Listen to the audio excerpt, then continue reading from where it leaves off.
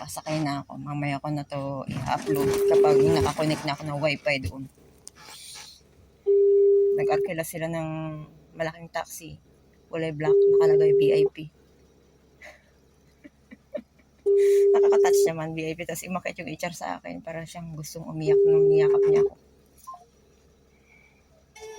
Ganun talaga. Eh, mga gamit ko dami. Nandiyan na lahat.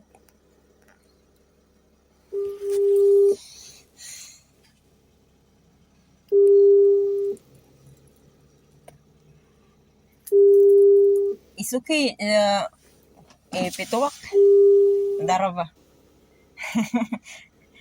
Aircon, אני לא רוצה. איך? Aircon. לא רוצה? Yeah. Ayoko na aircon sa buksan yung bintana, nahihilo ako. At siya abuda? Hindi ko alam kung saan yung bahay ko. Yung taxi driver nakakaalam. Pag inuwi na niya ako, asawa niya na ako. Charot. לגשת עד לשם פיזית? Bilisan niyo.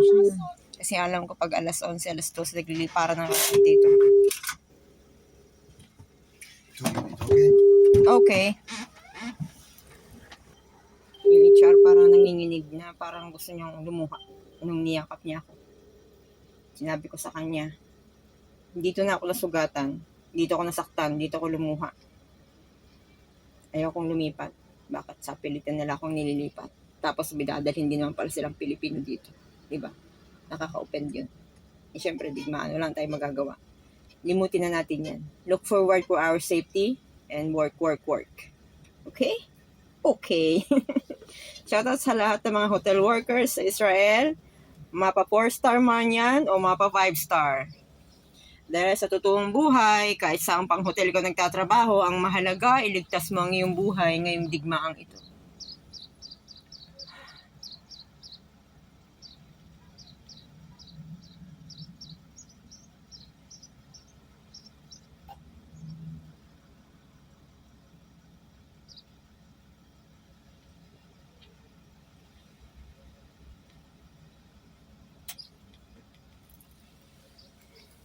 Dalawang minuto siguro iihi yung driver.